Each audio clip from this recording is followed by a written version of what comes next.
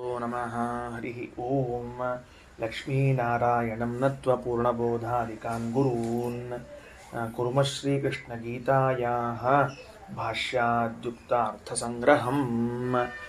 ಗೀತಾ ವಿವೃತಿಯ ಪಾಠ ಪ್ರಥಮಾಧ್ಯಾಯದ 9ನೇ ಶ್ಲೋಕ ಪ್ರಾರಂಭ ಆಗ್ಲಿಕತ್ತದ. ಅನ್ಯೇ ಚ ಬಹವಃ ಶೂರಾಃ ಮದರ್ಥೇ ತ್ಯಕ್ತಜೀವಿತಾಃ ನಾನಾಶಸ್ತ್ರಪ್ರಹರಣಾಃ ಸರ್ವೇ ಯುದ್ಧ ವಿಶಾರದಾಃ. ಅನ್ಯೇ ಚ ಬಹವಃ ಶೂರಾಃ ಮದರ್ಥೇ ತ್ಯಕ್ತಜೀವಿತಾಃ ನಾನಾಶಸ್ತ್ರಪ್ರಹರಣಾಃ ಸರ್ವೇ ಯುದ್ಧ ವಿಶಾರದಾಃ. ಇಷ್ಟದ. ಈಗ ರಾಯರೇನು ಬರೀತಾರೆ ನೋಡು. ಶೂರ ಏವೇತಿವ ಮದರ್ಥೇ ಏವೇತಿವ ಅವಧಾರಣ ಅನ್ವಯ ಅಂದ್ರೆ ಎಲ್ಲದ ಅದು? ಅನ್ಯೇ ಚ ಬಹವಃ ಶೂರಾಃ ಮದರ್ಥೇ ತ್ಯಕ್ತಜೀವಿತಾಃ ನಾನಾಶಸ್ತ್ರಪ್ರಹರಣಾಃ ಸರ್ವೇ ಯುದ್ಧ ವಿಶಾರದಾಃ ಅಂತನ್ನುವಲ್ಲಿ ಏವಕಾರನೇ ಇಲ್ಲ. ಮೊದಲನೇದ್ದು ಏವಕಾರದ ಏನಪ್ಪ ಇಲ್ಲದ ಇಲ್ಲ. ರಾಯರು ಅರ್ಥ ಬರೆದ್ಬಿಟ್ರು. ಏವಕಾರವನ್ನು ಇಲ್ಲರ ಹಚ್ಕೊಳ್ರಿ ಅಲ್ಲರ ಹಚ್ಕೊಳ್ರಿ ಅಂತ ಬರೆದ್ಬಿಟ್ರು. ಇಲ್ಲದೇ ಇದ್ದ ಏವಕಾರವನ್ನು ಎಲ್ಲಿ ಹಚ್ಕೋಬೇಕು? ಎಲ್ಲರ ಇದ್ರೆ ಹಚ್ಕೋಬೇಕು. ಎಲ್ಲದ ಮತ್ತೆ ನೋಡು, ಓದ್ ನೋಡಿ, ಎಲ್ಲರ ಏವಕಾರ ಸಿಗ್ತದೆ ನೋಡು. ಮತ್ತೆ ಶ್ಲೋಕದಾಗ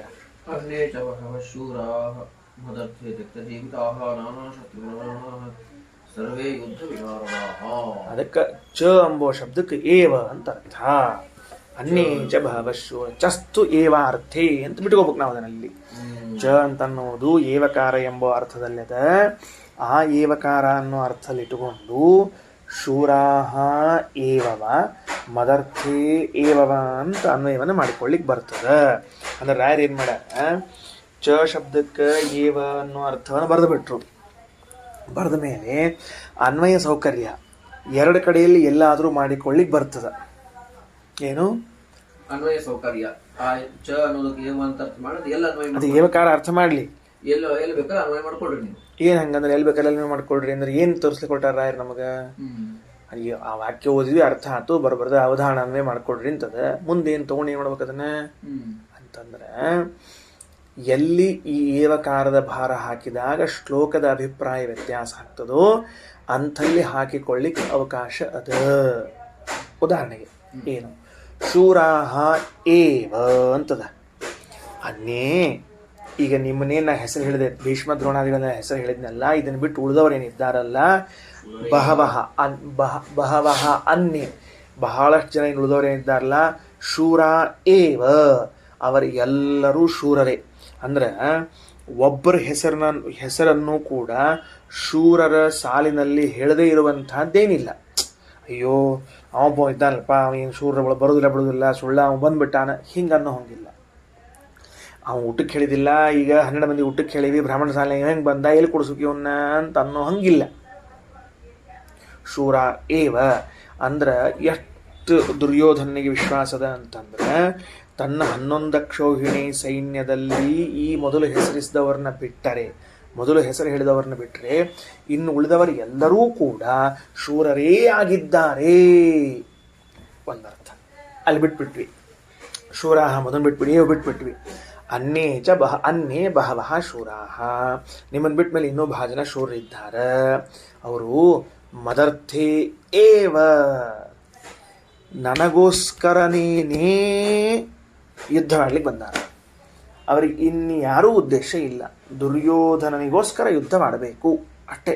ಮದರ್ಥೇ ನನಗೋಸ್ಕರನೇ ಅಂದ್ರೆ ಏನು ಮಾಡ್ಬೇಕಿನ್ನು ಅನಿವಾರ್ಯ? ಪಾಂಡವ್ರು ಕರೀಲಿಲ್ಲ, ದುರ್ಯೋಧನ ಕಡೆ ಬಂದ್ಬಿಟ್ಟೆ, ಅಥವಾ ಹೊಟ್ಟೆಗೆ ಇದ್ದಿದ್ದಿಲ್ಲ, ದುರ್ಯೋಧನ ಊಟಕ್ಕೆ ಹಾಕ್ತಾನಂತ ಬಂದ್ವಿ. ಹಾಂ ಅವರಿಗೆ ಯಾವುದೂ ಮುಖ್ಯ ಆಗಿಲ್ಲ, ದುರ್ಯೋಧನ ಮುಖ್ಯ ಆಗ್ಯಾನ. ಅದಕ್ಕೆ ಮದರ್ಥೇ ಏವ ನನಗೋಸ್ಕರನೇನೇ ಅಂತ ಗಂಭೀರವಾಗಿ ಹೇಳ್ತಾನೆ. ತ್ಯಕ್ತ ಜೀವಿತಾ ಅಂದ್ರೆ ರಾಯರು ಬರೀತಾರೆ ಪ್ರಾಣತ್ಯಾಗೇ ಕೃತ ನಿಶ್ಚಯ ಇತ್ಯರ್ಥ. ಪ್ರಾಣವನ್ನು ಪಣಕ್ಕಿಟ್ಟಾದರೂ ಸರಿ ಹೋರಾಟ ಮಾಡ್ತೀವಿ ಅಂತ ಬಂದಿದ್ದಾರೆ. ತ್ಯಕ್ತ ಜೀವಿತಾ ಅಂದ್ರೆ ಪ್ರಾಣ ಕಳ್ಕೊಂಡ್ರಂತ ಅರ್ಥ ಅಲ್ಲ. ಪ್ರಾಣತ್ಯಾಗೇ ಕೃತನಿಶ್ಚಯ, ನಮ್ಮ ಪ್ರಾಣ ಹೋದ್ರೂ ಅಡ್ಡಿ ಇಲ್ಲ, ದುರ್ಯೋಧನಿಗೋಸ್ಕರ ಯುದ್ಧ ಮಾಡೋದು. ಇನ್ನು ನಾನಾಶಸ್ತ್ರ ಪ್ರಹರಣ ಅನ್ನುವ ಶಬ್ದ ವಿವರಣೆ ಕೊಳ್ಳಿಕತ್ತಾರ. ಏನು ಪ್ರಹ್ರೀಯಂತೆ ಏಭಿರಿತಿ ಪ್ರಹರಣಾನಿ ಅಸ್ತ್ರಾನಿ ಅಂದ್ರೆ ನಾನಾ ಶಸ್ತ್ರ ಪ್ರಹರಣದಲ್ಲಿ ನಾನಾ ಅಂದರೆ ಬೇರೆ ಬೇರೆ ಅಂತ ಅರ್ಥ. ಶಸ್ತ್ರ ಅಂತನ್ನೋ ಶಬ್ದ ಬೇರೆ, ಅಸ್ತ್ರ ಅಂತನ್ನುವಂತಹ ಶಬ್ದ ಬೇರೆ. ಅಸ್ತ್ರ ಅಂತಂದ್ರೆ ಕೇವಲ ಖಡ್ಗ ಗದ ಬಾಣ ಇವುಗಳು ಅಸ್ತ್ರ ಅಂತ ಕರ್ಸ್ಕೋತಾವ. ಮಂತ್ರಭೂತವಾದಾಗ ಶಸ್ತ್ರ ಅಂತ ಕರ್ಸ್ಕೋತಾವ. ಅವೇ ಅಸ್ತ್ರಗಳೇ ಶಸ್ತ್ರ ಆಗ್ತಾವ. ಅದಕ್ಕೆ ಅಲ್ರಿ ಪ್ರಹರಣ ಅನ್ನೋ ಶಬ್ದಕ್ಕೆ ಅಸ್ತ್ರ ಅಂತ ಹೆಂಗೆ ಅರ್ಥ ಬಂತು ಅಂದ್ರೆ ಏಭಿಹಿ ಪ್ರಹ್ರೀಯಂತೆ ಯಾವುಗಳಿಂದ ಶತ್ರುಗಳ ಮೇಲೆ ಆಘಾತ ಮಾಡಬಹುದೋ ಪ್ರಹಾರ ಮಾಡಬಹುದು, ಯಾವುಗಳಿಂದ ಶತ್ರುಗಳಿಗೆ ಪ್ರಹಾರ ಮಾಡಬಹುದು ಅವು ಪ್ರಹರಣ ಅಂದ್ರೆ ಅಸ್ತ್ರಗಳು. ಅರ್ಥ ಆಯ್ತಾ ಹೆಂಗೆ ಹೇಳ್ಬೇಕಂತ ಹೇಳಿ? ಅಲ್ಲಿ ನಾನಾ ಶಸ್ತ್ರ ಪ್ರಹರಣ ಅಂತದ. ಪ್ರಹರಣ ಅಂತನ್ನೋ ಶಬ್ದಕ್ಕೆ ಪ್ರಹಾರ ಮಾಡಲು ಬರುವ ಅಂದ್ರೆ ಖಡ್ಗ ಬಿಲ್ಲು ಬಾಣ ಗದ ಈಟಿ ಇವೆಲ್ಲವೂ ಪ್ರಹರಣಗಳು.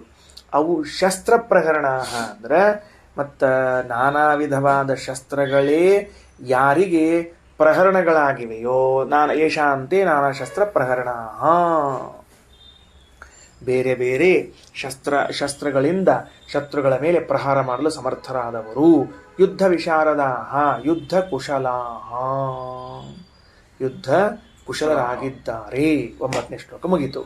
ಇನ್ನು 10ನೇ ಶ್ಲೋಕ ಅಪರ್ಯಾಪ್ತಂ ತದಸ್ಮಾಕಂ ಬಲಂ ಭೀಷ್ಮಾಭಿರಕ್ಷಿತಂ ಪರ್ಯಾಪ್ತಂ ತಿದಮೇತೇಷಾಂ ಬಲಂ ಭೀಮಾಭಿರಕ್ಷಿತಂ. ಬಲದ್ವಯೇ ಬಲಿಷ್ಠ ಪರಿಗಣನೆ ಪಾಂಡವ ವಿಜಯ ಮಮ ಸಂದೇಹೋ ಅಸ್ತಿ. ಇಷ್ಟೆಲ್ಲ ಆದಮೇಲೆ ಸಂಶಯವನ್ನು ವ್ಯಕ್ತಪಡಿಸ್ತಾನವ. ಬಲದ್ವಯೇ ಪಾಂಡವ ಬಲ ಕೌರವ ಬಲಗಳಲ್ಲಿ ಬಲಿಷ್ಠ ಪರಿಗಣನೆ ಅಂದರೆ ಯಾರ ಬಲಶಾಲಿಗಳಿದ್ದಾರೆ ಅಂತ ಎಣಿಸುವ ಸಂದರ್ಭದಲ್ಲಿ ಪಾಂಡವ ವಿಜಯೇ ಪಾಂಡವರನ್ನು ನಾವು ಗೆಲ್ಲುತ್ತೇವೆ ಎಂಬ ವಿಷಯದಲ್ಲಿ ಮಮ ಸಂದೇಹ ಅಸ್ತಿ, ನನಗೆ ಸಂದೇಹ ಅದು.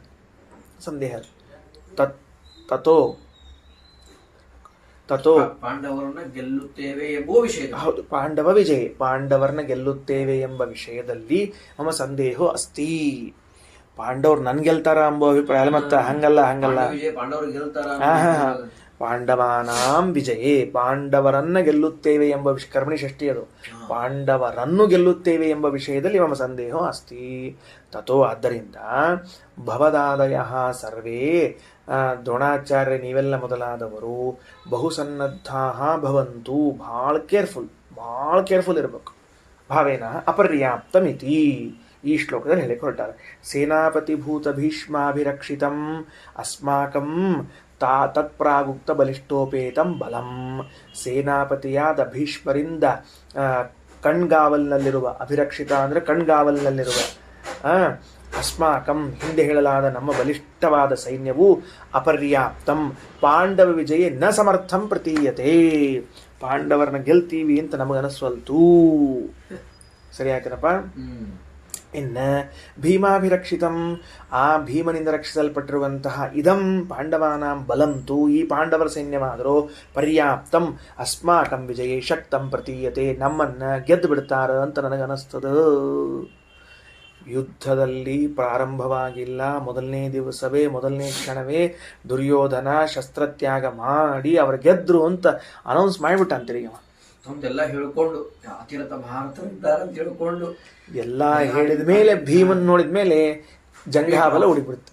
ಮೀಟರ್ ಆಫ್ ಜಂಘಾಬಲ ಉಡಿಗೆ ಹೋಗ್ಬಿಡುತ್ತೆ ಅವನಿಗೆ. ಇದು ಭೀಮಸೇನ ದೇವರ ತಾಕತ್ತು. ವಾಯುದೇವರ ಸಾಮರ್ಥ್ಯ ಏನು ಅಂತಂದ್ರೆ ಕಲಿ ತನ್ನನ್ನೆಲ್ಲ ಹೊಗಳಿಕೊಂಡು ತನ್ನ ಬಲ ಪೌರುಷಗಳನ್ನು ತೋರಿಸ್ಕೊಂಡು ಮುಂದೆ ಭೀಮನ್ ನೋಡಿದ ಕೂಡಲೇ ಜಂಘಾಬಲ ಉಡುಗಿ ಢಣ್ ಅಂತ ಕೂತ್ಬಿಟ್ರು. ಅದಕ್ಕೆ ಪರ್ಯಾಪ್ತಂ ಅಸ್ಮದ್ವಿಜಯೇ ಶಕ್ತಂ ಪ್ರತೀಯತೆ ನಮ್ಮನ್ನು ಗೆಲ್ತಾರ ಅಂತ ಅನಿಸ್ತದ.